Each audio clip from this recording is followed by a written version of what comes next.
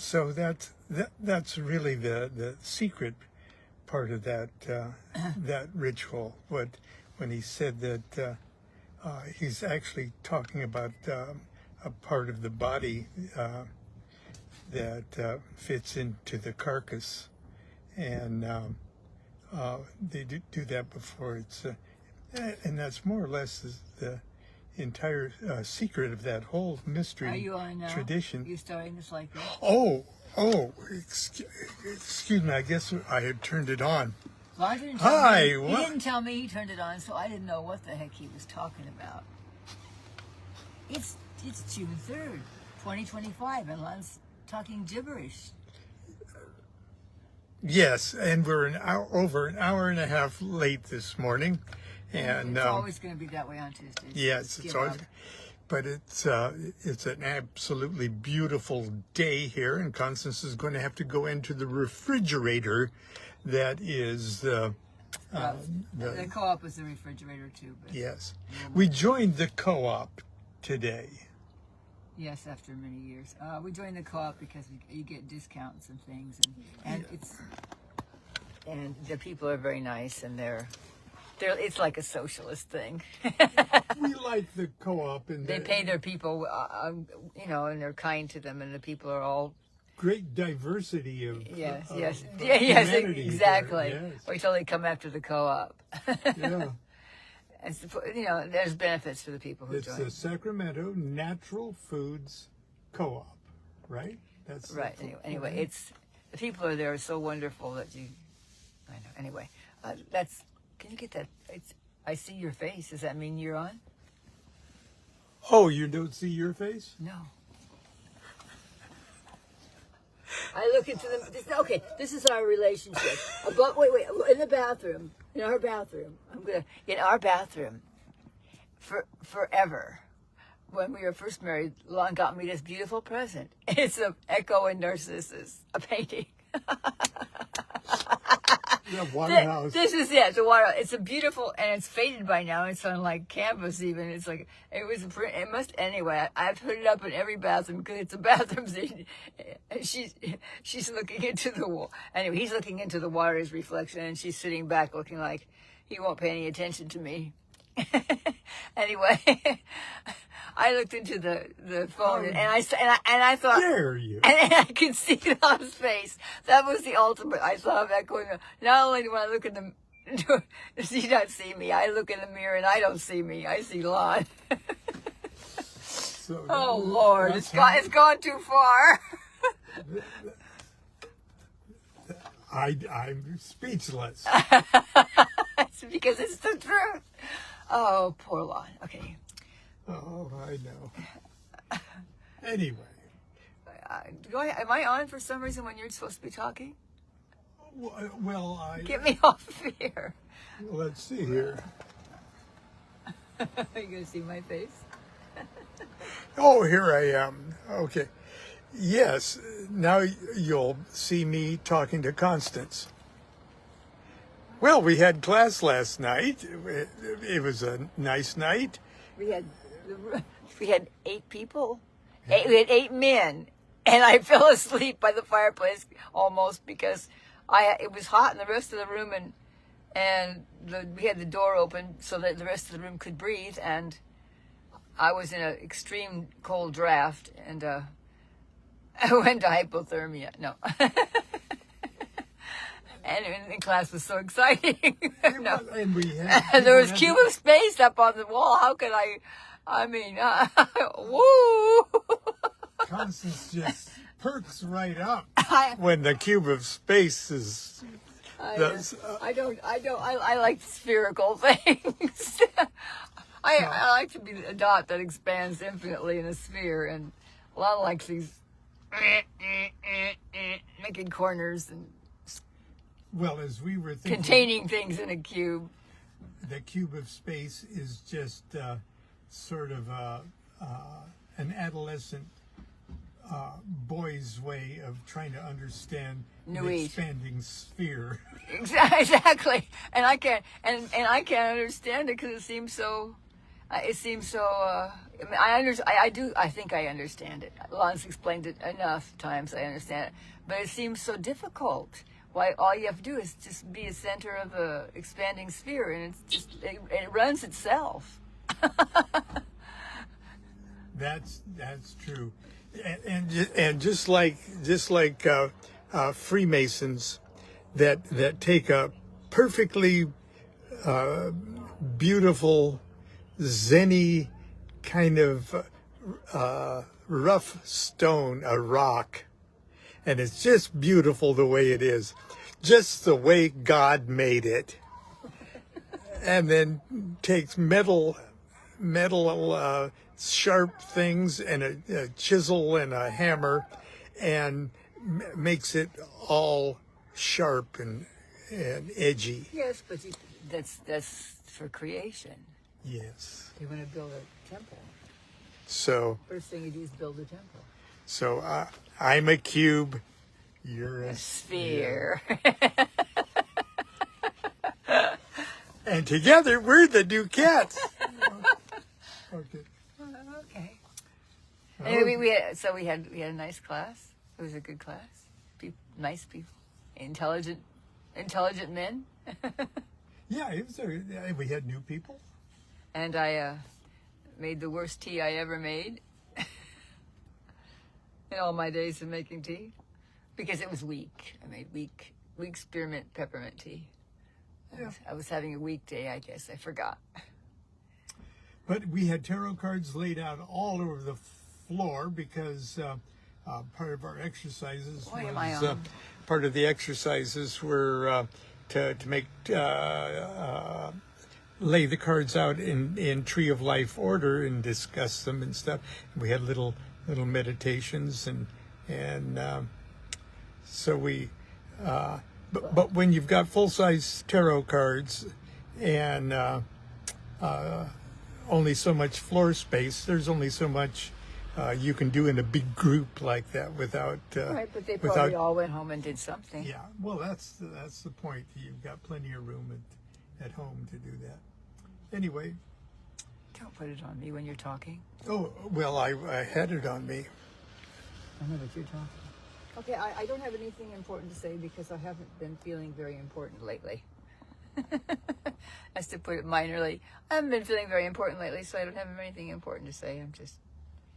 Well, we'll have another subject at class soon, and I'll have something to study. You'll have something to study. No, it's not class's fault. Class is good. I just kind of had I've had a fill of tarot for a while. It's her time of year. It's her time she's having her time of Aeon.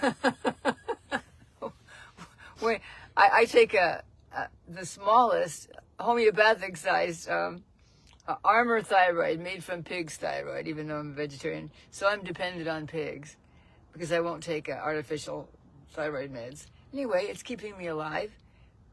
You have to take one a day on an empty stomach, and I take it when I get up in the morning. And if something Lon does upsets me within the next 3 hours, Lon will say, "Have you taken your pill?" As if there's nothing he could possibly do to upset me. It might be. Can't be my fault. It must be I've forgotten to take my pill. But actually, once I did forget to take it, and it was about noon, and I started to flop over like a rag doll. Literally, the paramedics came, but I put one under my tongue right away and dissolved it, and it took about 10 minutes, and I was okay. But I just sort of lose all. Yeah. Anyway. So thank God for pigs. Yes. You had pigs as a child. Well, they were invisible. I had invisible imaginary ones as a child, but I always talk about them because I figure they've manifested as my thyroid pill. Yes. You've even made a painting with a goddess riding a pig, which is not unusual, by the way. There is a goddess that rides a pig. Sure. I think she has to do. She's more like maybe, I don't know. Swinella. I think you better not make fun of goddesses. No, far be it from me. Okay, are you getting ready to go? Yes, I was going to say. Are you getting ready to? Finally? Well, there. If you don't Now, have anything to say, are you finally going to leave? Yes, I don't have anything to say. I'm going to try to get out of here alive. okay, Get back alive. we're parked a little farther away today, so Oh, so what? I'm gonna get my walk in. Oh, he's going to walk. I can't. What is it? 40 feet to the store? Well, that can be a long way when you gotta pee. But you didn't need to hear that. Okay. All right, dear. I'm going to set up here, and I will wish you good luck. And please roll down the window. It is. Oh, yeah. I'm still not. Oh, I am warmed up from the last store now. The co-op froze you to the bone. That's right. Okay, today I'm going to read you Leah No, you're not. Leah Sublime. He's not going to read that. I know he's not. And then excerpts from Snowdrops from a Curate's Garden. He's not going to read that either. And then, for many of us, The Boggy Mooter. Oh, God, not that either. Anyway, goodbye, dear. Goodbye. Everyone say goodbye. Say goodbye, boys and girls. Goodbye. Okay. Oh, no. I'm going to just be really short today. Because I talk so much for nothing. I warned him I would. He Yes. told me to stay anyway. Okay. I'm going to go make something from nothing. Well, I'm good at that. much like our show. Something from nothing. God, we're best. We're worse than Seinfeld. Okay. Okay. Here she goes. Got your bag. Tell them to go make something from nothing. Yes, that's what they said about the Kabbalah, okay, and Gematria and such. And when you use turn words and letters into numbers and then manipulate those numbers and look up words that add up to the same number to get another kind of message. Someone said, gee, one could make anything out of nothing. And the Kabbalists say, yes, that's how one did make everything out of nothing. Okay. This morning I put up a book that was released 5 years ago. Okay. I say released 5 years ago because parts of the book I wrote 30 years ago, 20 years ago, 10 years ago. Okay. The book is called Allow Me to Introduce, and it's got a very kind of generic version of Baphomet on the cover. It's from the good folks at Weiser. And the reason I like that, it's not a big seller. You know, I wish more people would recognize what it is and give it a read, because it's, to me, it's one of the most important things that I've ever had published, because it contains what I feel is the most condensed, most distilled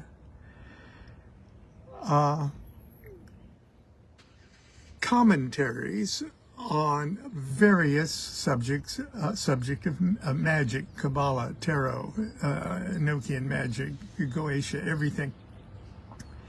And when I say distilled, concise, it's because I try to squeeze my best summation of all of this stuff in the fewest possible words, in just a couple of pages sometimes. And that's here in my introduction, or my preface to this. Oh, incidentally, it's introduced. My book of introductions here is introduced by Brandy Williams, who gave just a wonderful. She's a wonderful author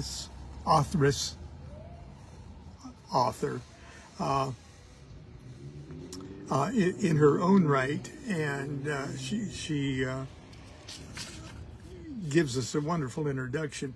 But anyway, this is part of what I'm trying to explain here.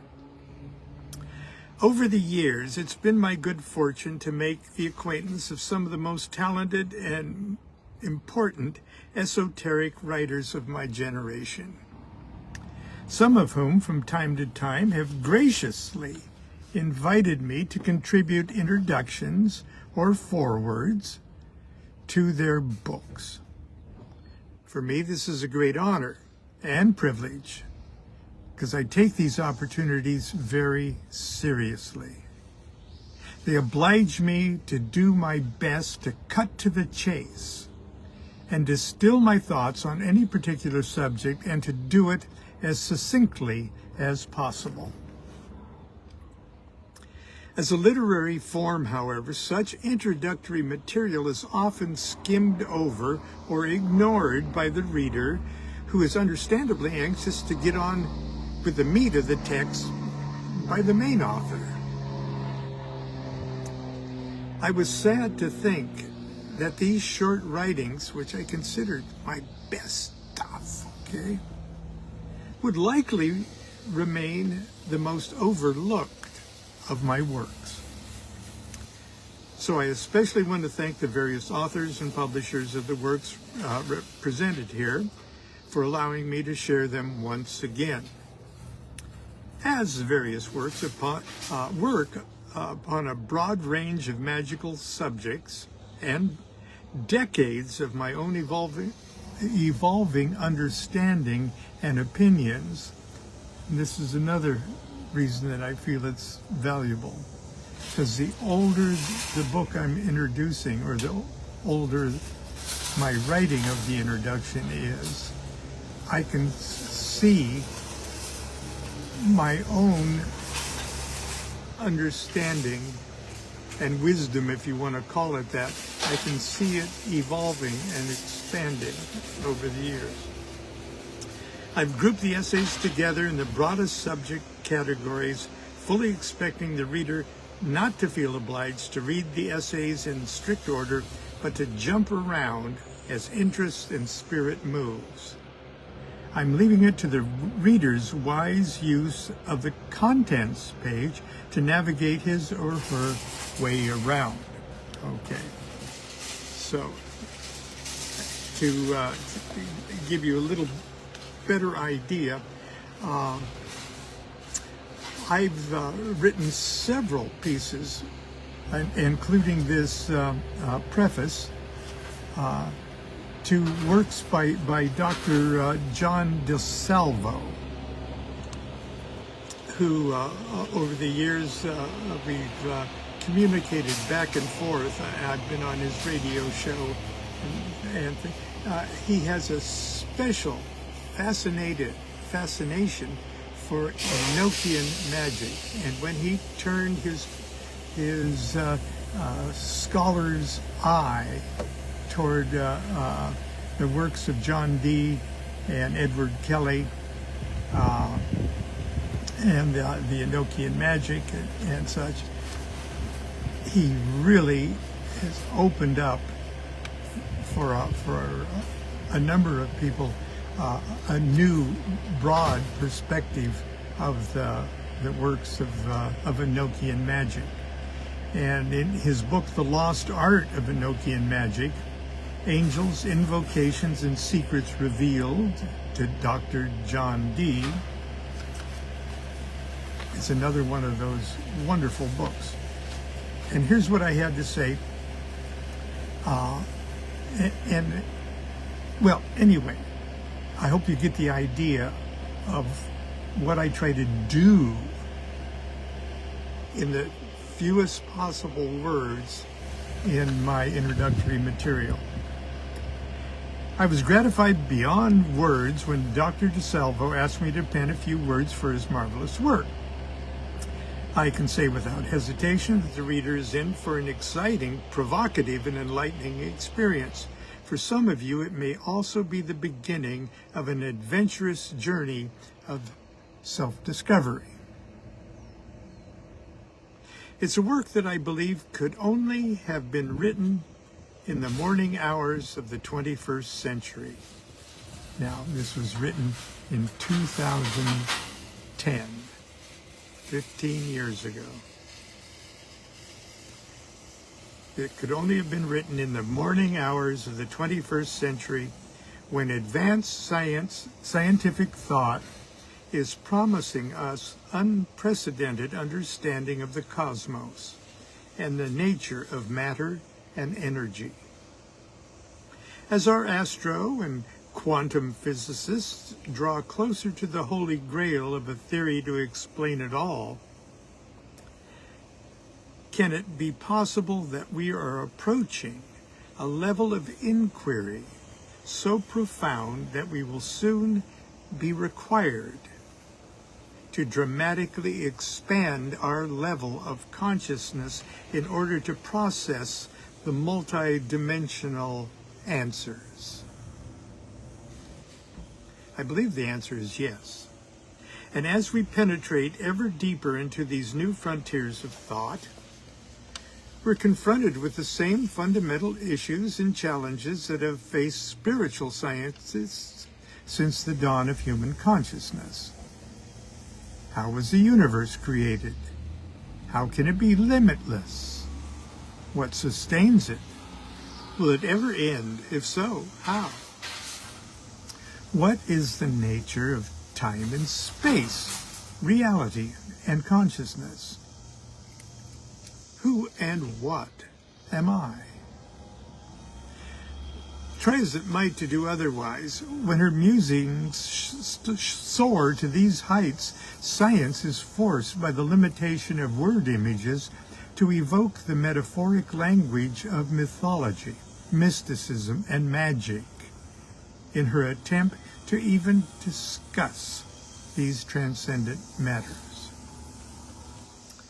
Why then should it be thought unscientific for us to explore the same issues directly by magical means?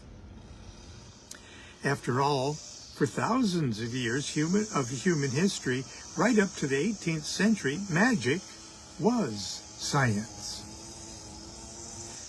Magic is the mother of mathematics, astronomy, biology, chemistry, architecture, and medicine. Does us no good to argue that mythology, mysticism, and magic are irrational and illogical, for indeed the mysteries of astrophysics and quantum mechanics appear to be so as well.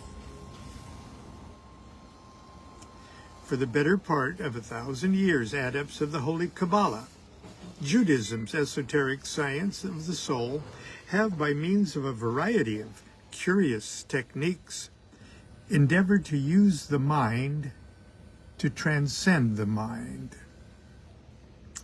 For the sake of convenience, they view God as the absolute and supreme consciousness, the supreme consciousness of the universe. And they view individual humans as miniature reflections of the supreme consciousness.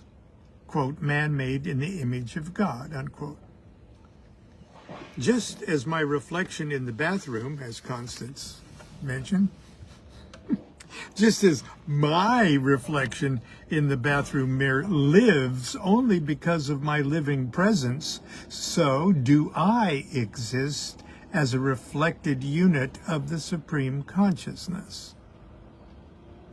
My seeming separation from God is as illusory a phenomenon as my reflection in the mirror mistakenly believing itself real and somehow estranged from the physical me on the other side of the looking glass. Because God and humans are two aspects of the same consciousness, the Kabbalists view us both as being divided, or categorized would be a better word, into four main levels of consciousness.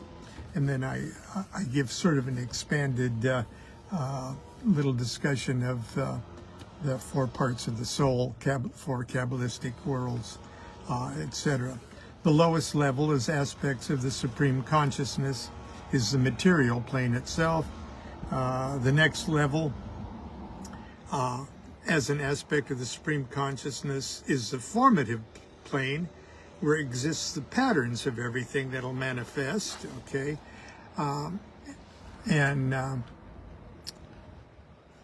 Above this, as an aspect of the supreme consciousness, is the creative plane, where the great general principles of the universe are generated. And finally, at the very top, is the archetypal plane.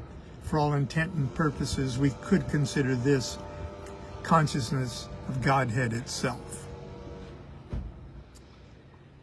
And in the introduction, that's a little bit more there. In the metaphoric language of Hebrew mysticism, the mechanics of creation and the cooperative symphony of all the natural forces of the cosmos are a well-ordered hierarchy of spiritual agencies. Archangels, angels, spirits, and demons. We also have our special place in this hierarchy and a special duty to perform. As humans living on the material plane, we are the culmination of the process. We resonate with a full collection of the echoes of the entire creational cycle. Each of us, as a monad of the supreme consciousness, is a tuning fork, vibrating as the pure lower harmonic of the absolute note. It's the job, indeed I believe it's the destiny of each of us to raise our consciousness step by step, octave by octave, back up to Godhead. This is the true initiatory adventure each of us are destined to undergo. This is the great work. One branch of Kabbalistic philosophy views the cycle of the descent into matter and the return journey home as a 10-step process, the roadmap being the schematic diagram called the Tree of Life. Enochian vision magic of Dr. John Dee, however, divides the trip not into 10 levels, but into 30. And it is the step-by-step exploration of these 30 aethers, or heavens of human divine consciousness, that is the fascinating subject of Dr. DeSalvo's bold and visionary experiences. Again, his book is The Lost Art of Enochian Magic, and that's my introduction. And it is included with many more introductions in my book. 5 years old now. It should be in more of your shelves. Allow me to introduce. And they subtitled it An Insider's Guide to the Occult. But I think it's much more than that. Anyway, that's it for today. Thank you for waiting over an hour and a half for our ramblings. So until tomorrow, continue to be good to yourself and be good to each other. Do what thou wilt shall be the whole of the law. Love is the law. Love under will.